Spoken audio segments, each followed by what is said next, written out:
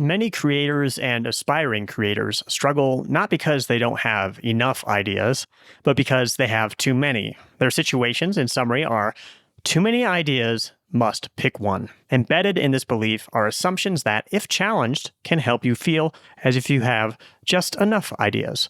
This is Love Your Work, and I'm David Cadavy.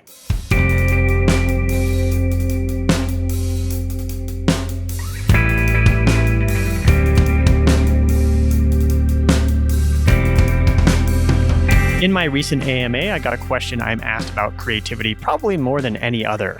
How can you pick a creative project when you have too many ideas? I've experienced too many ideas, must pick one many times. I still often do. I, of course, answered this question in the AMA, which you can listen to on the previous episode, but here I'll answer more in depth. This is the thought process I guide myself through when I'm in the land of too many ideas, must pick one. There are three assumptions embedded in too many ideas, must pick one. One, all these ideas are equally likely to succeed. Two, I'm equally capable of succeeding at each of these ideas. Three, I can't work on multiple ideas at once.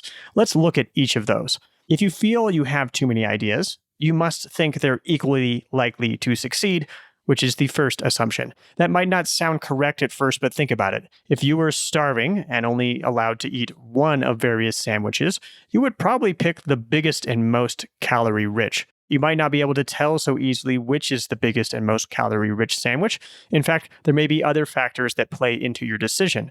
Maybe the avocado and pork belly sandwich is the most calorie-rich, but you're craving roasted duck in this moment, and there happens to be a roasted duck sandwich amongst the selections. While satisfying your hunger is one objective of choosing a sandwich, there are other goals in mind, such as satisfying cravings, which may compete with one another. If you have a hard time deciding amongst all the sandwiches, you expect eating one sandwich to be equally likely to succeed as eating any of the others. And as with projects, success may come in many forms. We'll get to that in a bit. If you feel you have too many ideas, you must think you're equally capable of succeeding at each of these ideas, which is the second assumption. If assumption one weren't correct, and you didn't feel each idea were equally likely to succeed, you would probably pick the one most likely to succeed. The avocado and pork belly sandwich would clearly be more filling than peanut butter and jelly. Now, if you weren't equally capable of eating each of the sandwiches, that would make your decision easier. Try that again. Now, if you weren't equally capable of eating each of the sandwiches, that would make your decision easier.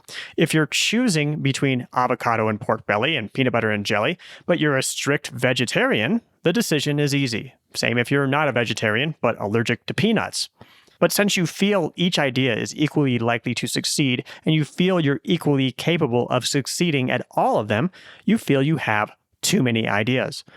As with projects, you may have little information about your capability of succeeding, which is why, for all you know, your capability to succeed is equal across all ideas. We'll untangle that later. If you feel you have too many ideas, you feel they're equally likely to succeed and you're equally capable of succeeding at each of them. If you feel you have too many ideas, you feel you're equally likely to succeed and you're equally capable of succeeding at each of them. If you feel you must pick one, you feel you can't work on multiple ideas at once, which is the third assumption. In our sandwich scenario, you've been told you have to pick one sandwich. If there's no one else around and the sandwiches will go to waste otherwise, you might as well taste all the sandwiches, then pick one, or eat a little of each until you're full. But in that case, you wouldn't finish any of the sandwiches. With all three of these assumptions, you're in a deadlock. Your ideas are equally likely to succeed, you're equally capable of succeeding at each, and you must pick one.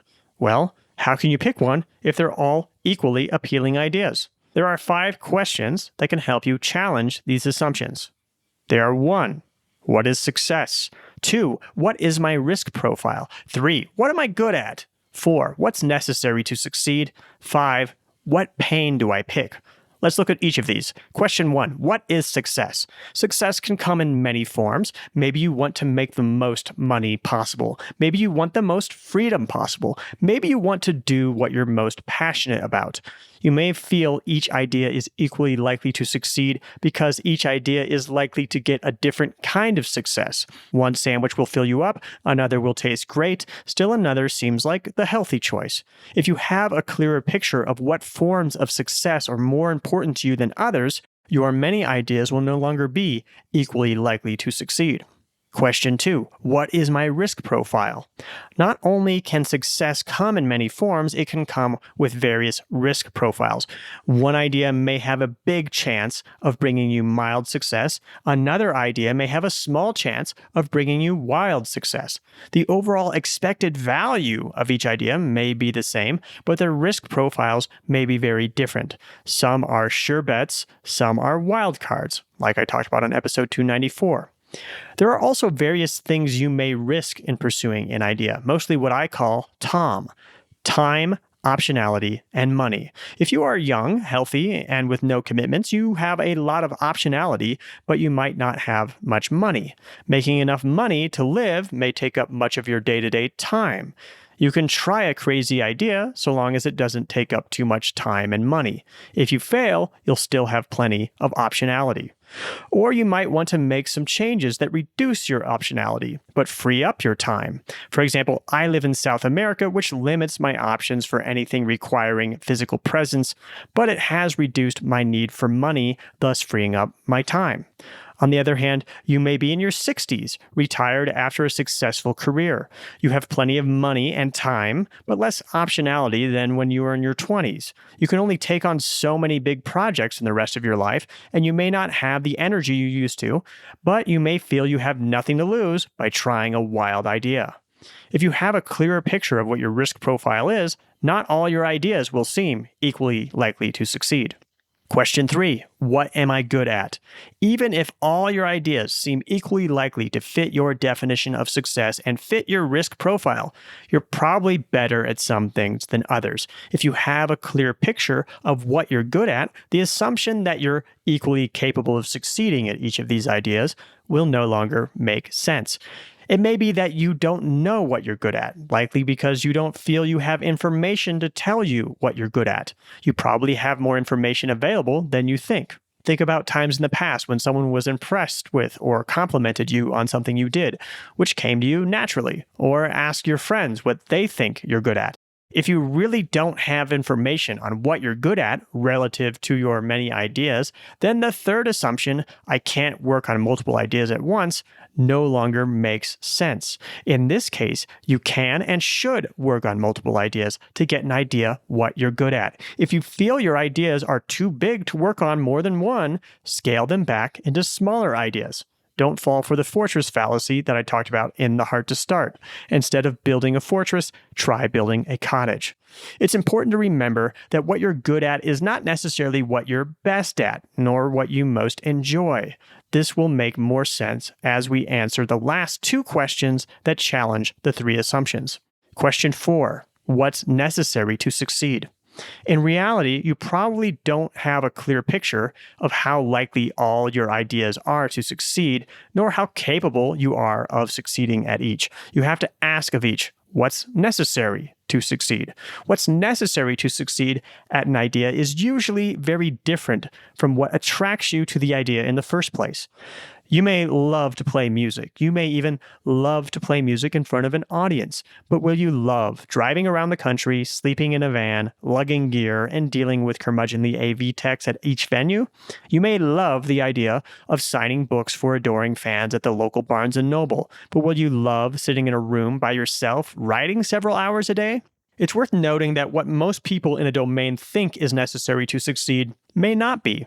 Lots can change in the industry, and changes in the mechanics of media, like I talked about on episode 300, can open up opportunities to succeed without doing some things that were once necessary. For example, thanks to self-publishing, I don't have to write boring book proposals or get countless rejection letters to succeed as an author.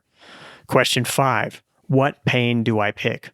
You may be really good at what's necessary to succeed at an idea that has a good chance of meeting your definition of success, but there may be some things necessary to succeed that you don't enjoy. That doesn't mean you shouldn't pursue the idea. No matter what you do, there will be some parts of it you aren't crazy about, especially at first.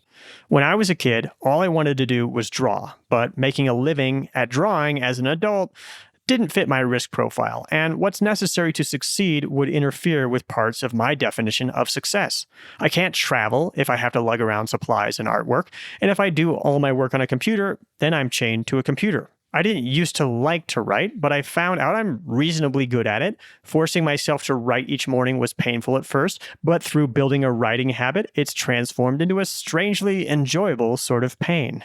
Additionally, there are parts of making a living writing that I don't like, or at least didn't at first. My first 1-star review shook me for days, but now I can brush them off relatively quickly. Same with angry emails from readers. I used to really hate bookkeeping, but now that I write monthly income reports, I actually look forward to tallying up my earnings. After all this, you may realize you don't have too many ideas, and you don't really have to pick one. If you don't feel you have enough information to form a clear picture of the odds of success and your capability of success, even after asking these 5 questions, then you need more information. You get more information not by choosing one idea, but by pursuing many. You'll more clearly see what has a chance of succeeding and what you're capable of succeeding at, and choosing one or several will become easy.